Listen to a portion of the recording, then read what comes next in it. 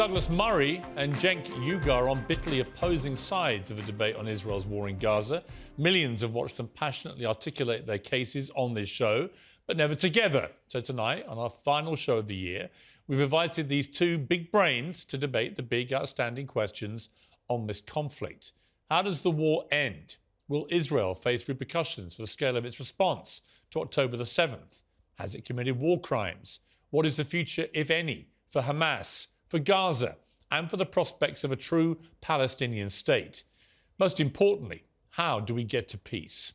Well, I'm now joined by the author of The War on the West, Douglas Murray, and by Young Turks founder and Democratic presidential challenger, Cenk Uygur. Welcome to both of you. So I've interviewed you both a lot in this war, but not together. And Cenk, I know you felt the other night when you were debating with other people, it didn't really get into a debate, and I think that's fair enough. And what I'd like to today really is to be almost a referee, if you like, between you two to articulate your views and to see if we can reach any points of consensus. So in that spirit, let me start with you, Douglas. I think you're back in Israel. Is that right? Yes, I'm in Israel tonight, yeah. Today it was a sea of other stories have come out in the last few days, which have been concerning, I think. For anyone who, like me, believes that Israel has not just a moral duty to defend itself, but has a fundamental right to do so after what happened on October the 7th. And I've said that clearly from the start. It's always been, for me, the issue of proportionality. And it seems that in the last few days, there have been a number of incidents which really question whether Israel is being precise, as it says it is, or indiscriminate. And I would cite the killing of the 3 hostages. I would cite the killing of the 2 women outside the Catholic Church. I would cite the President of the United States saying that they're using indiscriminate bombing, and so on. Do you, Douglas, notwithstanding your full throttle support of Israel, does anything that's been happening make you think Israel needs to execute this war differently? No, and I think that most of the people who think they know how to execute this war have never executed a war. Indeed, most people who think they know how the IDF should be running this conflict have never been near a conflict. I'm in Israel tonight. I was in Gaza again yesterday. And the examples that you give, by the way, Piers, I don't see why they show any need to prosecute the war itself differently. I mean, just to take one of them, the first example you give, the absolutely tragic, awful shooting of these 3 hostages as they were coming out. But, you know, some of the spin that's been put on that in the world, apart from the glee, of course, that Israel's enemies can't help expressing, some of the spin on that is almost as if it shows the IDF is sort of so brutal that it even kills Hamas hostages who are Israeli. I just think this is another example of the international media and others just having this astounding lack of empathy for the Israeli people. Can you imagine what it was like for those soldiers who were in Gaza, knowing that at any point there are snipers, there are booby traps everywhere, people coming out of tunnels that they've built at British and American taxpayer expenses and attacking them? Can you imagine what it was like for the soldiers who, in that terrible moment, made the life-changing mistake of shooting 3 people who turned out to be Hamas hostages? But why would they? But Douglas, on that, why would they shoot anyone who was shirtless and waving an SOS flag? I mean, why would whoever they were, whether they were Israeli hostages or whether they thought they were Palestinians, why would anyone shoot anyone who comes out like that? That's my point. That'll be a matter for the inquiry into it. But, you know, look, it's hardly as if they'd have wanted to have done that. What this demonstrates is, in this incredibly close conflict in a heavily built-up area, with people coming out from all sides, firing, shooting, detonating, people make mistakes. Of course they do. That's just a human reality of war, horrible as it is. I don't think it shows in any way that Israel is prosecuting this war wrongly. As for the main issue of the war, is to destroy Hamas. No Israeli of left or right or centre believes anymore after October the 7th they can live beside Hamas. Hamas has been given the statelet of Gaza. It was given it in 2006, voted in, then killed their fellow Palestinians in a coup, killed Fatah rivals. And they've run the Gaza for almost 18 years now. And they've produced a new generation of people whose main aim in life, it seems, according to their textbooks and their classes, is to regard Jews as enemies who should be killed. This is just an unbelievable waste, a waste of life on every side. But apart from anything else, a waste of those Palestinian lives, of children who grew up under Hamas's rule, if you can call it that, who have been indoctrinated into becoming sociopaths by a psychopathic terror organization, Hamas. All right, Cenk, you've been listening to that.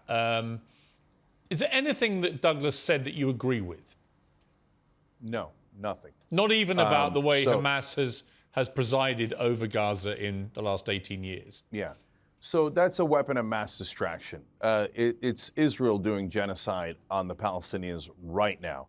And there's IDF soldiers singing and in video that the IDF has confirmed about how they're going to wipe out the seed of Amalek. That is a verse in the old Hebrew Bible that talks about exterminating Amalek. So they're talking about genocide against Palestinians. Benjamin Netanyahu has also talked about wiping out Amalek. These are open calls for genocide. What I find stunning, Douglas mentioned stunning lack of empathy. There's 20,000 dead people in Palestine right now in Gaza. Over 8,000 of them are children. When 36 Israeli children were killed by Hamas, the world cried out, and I was brokenhearted over it. 36 poor kids dead in Israel. Now there's over 8,000 dead kids in Gaza. You want to talk about a stunning lack of empathy. 6,400 women slaughtered in Gaza. You want to talk about terrorism? They're dropping unguided bombs, 2,000-pound bombs. Every one of those bombs is an act of terrorism. And the stunning lack of empathy towards Palestinian lives is disgusting. But I want to be clear, it is not shared by all Israelis. The dad of one of the hostages who was killed went on Israeli television and said, "Stop killing them."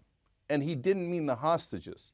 He meant the Palestinians. All right, but Cenk, let me just jump in. But before I go back to Douglas for a response to this. Let me reply to that, Piers. Yeah, I will let you reply to that. On this issue of genocide, do you accept, though, that Hamas's whole raison d'etre when it comes to Israel is genocide? They want to eradicate Israel and kill as many Jews as they can. I mean, they've made no secret of this. Yeah, so this is really important. So I have no sympathy for Hamas. So I'm not interested in defending Hamas. I think that's nothing but a distraction. Because right now they're not fighting Hamas. They're just killing Palestinian civilians. Well, they're also killing Hamas terrorists. They are. I mean, they're killing thousands of them. Barely. No, wait a minute. Barely. But let's go to your main point, okay? So the main point is, well, Hamas threatens X, Y, and Z and has killed 1,200 people on October 7th. So that is why we have to all worry about what Hamas might do I don't think it's simple as that. Hold on, let me finish the point. Let me finish the point.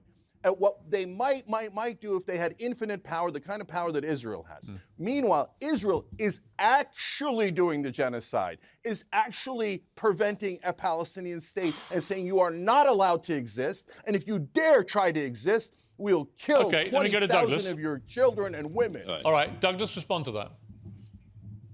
Several things. First of all, anyone who uses the term genocide in this context simply doesn't know what they're talking about or is a malevolent actor. I don't know if Mr. Uygur's travelled at all in his life, how far he's travelled, how many conflicts he's seen, but I'd have guessed none. And you clearly know nothing about this particular conflict, and you've obviously seen none of it. The genocide that you describe is such a smear and a libel against the Jewish state. If Israel wanted to commit genocide, I'm sure it could, but it doesn't. It doesn't remotely want to. And people like you and other pro-Palestinian propagandists have spent years claiming that Israel is committing genocide in the Gaza. By the way, the weirdest thing about this claim is that the population of the Gaza has grown by 1 million in the last 15 or so years. So if Israel was trying to carry out a genocide, it's either the worst perpetrator of genocide ever or uniquely poor at performing that task. None of the stats support that ridiculous claim. And it's such a weird smear and a libel of Israel. Secondly, of course, you've just rattled off Hamas figures, as every one of your kind always does. Thirdly, you said that the world cried. A world cried. You said that the people like you who cover for the Palestinian extremists. Thirdly, you said that the world cried out for the 36 Israeli dead children. No, they didn't, and you know that very well. You know that very well. If you put up a poster to a missing dog in any Western city, that poster stays up. In city after city in America, posters of abducted Jewish children, including a 10-month-old baby, were put up and were ripped down by people who have been indoctrinated into hate of Jews.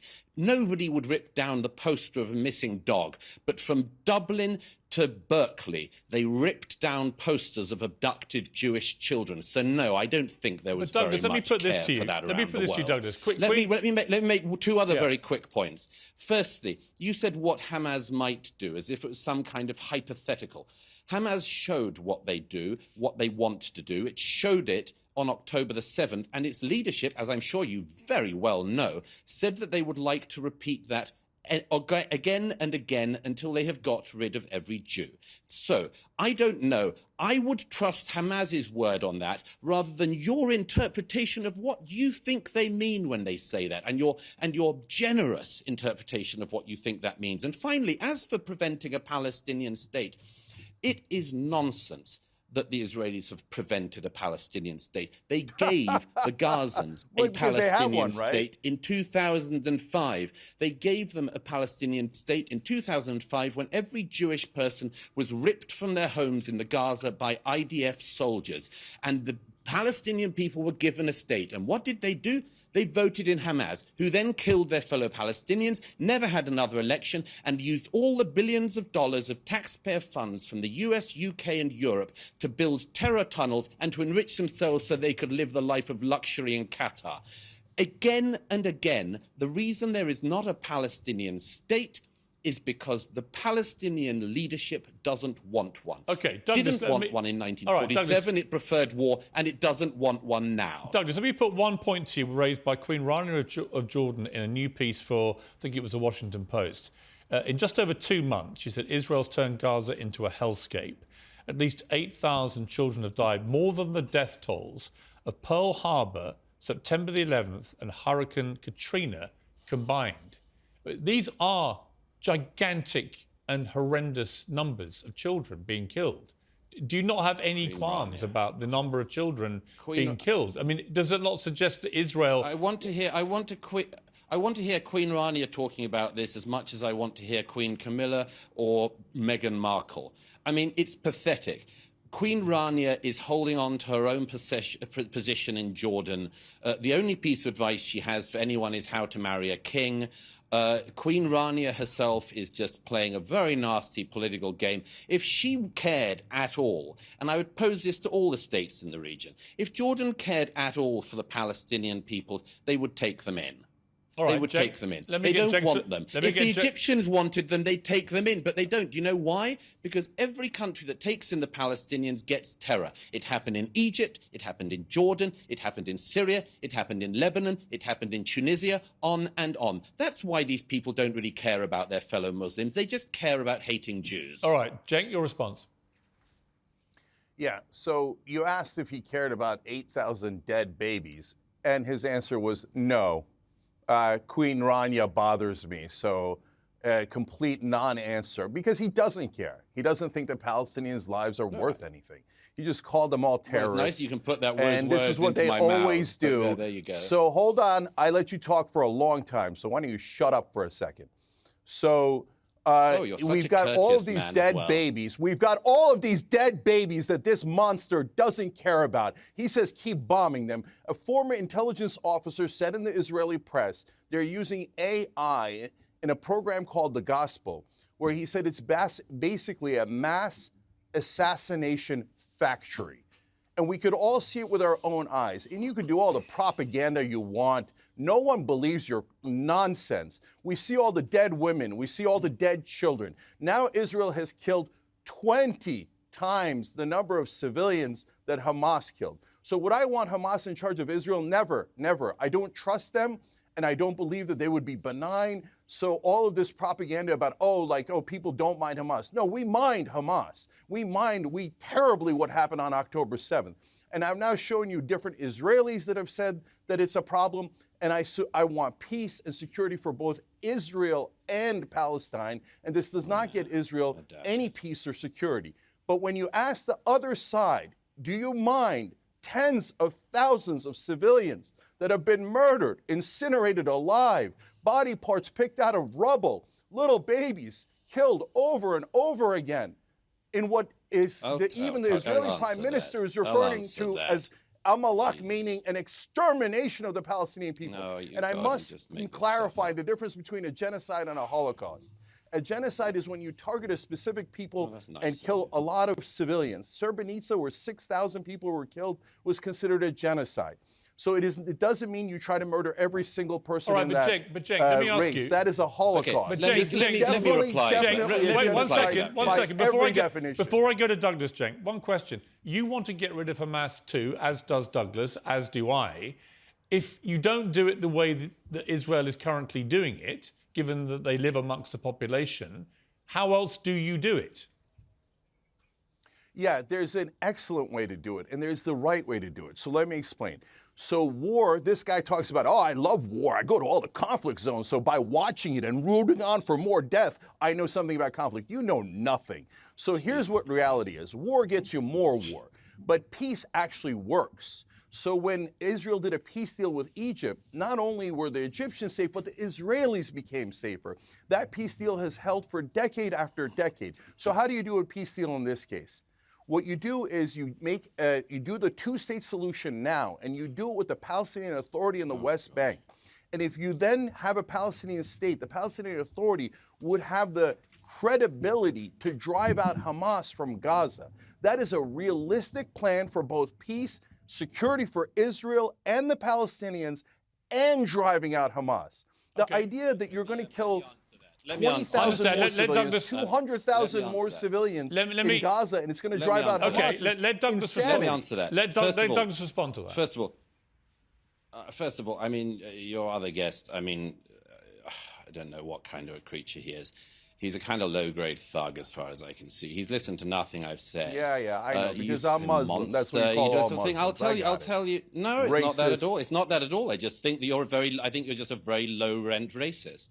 But anyway, let me just get on to it. You say first of all, I don't care about the death of Palestinian children. Yes, I do care. I care very deeply about it. But I also know that the responsibility for their deaths lies on Hamas, which has misgoverned their society for the last 16 years and now has been leading the country into being in a war with Israel. So yes, it's on Hamas this. As for seeing wars, by the way, I just mentioned about seeing wars because as far as I can see, you're very ill-travelled as well as rather ill-lettered and ill-spoken. And I mention that I cover wars and go to wars because I happen to think myself that it's worth seeing things with your own eyes, including things that you don't particularly like, but you report the truth. I don't know if you ever even leave your own bedroom. And I can tell already that you don't because you've already said something that demonstrates you know nothing about this conflict. You have just demonstrated it in the following terms. You said that this is why we need to push for a two-state solution and give legitimacy to the Palestinian Authority. I'll tell you something you don't know because I guess you spent no time in the West Bank, have you? I'll tell you something you probably don't know. The Palestinian Authority, Fatah, celebrated the 7th of October massacres. I'll give you another fact which demonstrates you know nothing about this and clearly haven't ever visited any Palestinians in the West Bank as I have. If there was an election tomorrow in the West Bank, the reason why there isn't one is because if there was an election tomorrow in the West Bank, Hamas would win. So your idea of a two-state solution, I'm afraid you are so out of date and you really should leave your bedroom. Because in this region, nobody thinks that there is a two-state solution on the table because there is not a viable negotiating partner. But I just want to make one other main point. You have gone on and on tonight, throwing accusations out against the Jewish state, against me. It's the sort of thing you do. I know you're a sort of online pugilist and think you can run for office, and good luck with that. But I'd just like to point out that you only really get animated if the Jews are involved. And I can tell that for the following reason. I mean, your surname's Uyghur, isn't it? 1 million Uyghur Muslims in China have been put in concentration camps in the last decade. And people of your ilk never really care about that, do you? Because it's not the Jews doing it, it's the Chinese Communist Party. At the moment, 1 million people who are in Pakistan at the moment, who are your fellow Muslims and who happen to be Afghan, and I don't think you care about them, do you? 1 million Afghans are currently being forcibly deported from Pakistan to Afghanistan. You don't care about that. You're not riled up about that. You're not riled up about what the Janjaweed are currently doing in Sudan, where thousands and thousands of people are being attacked by the Islamist militia there. You don't care about any of that. You get exercised and you rile up what little base you have of malcontents because you're riled up when the Jews do anything. All right, it's Cenk. perfectly obvious. Okay.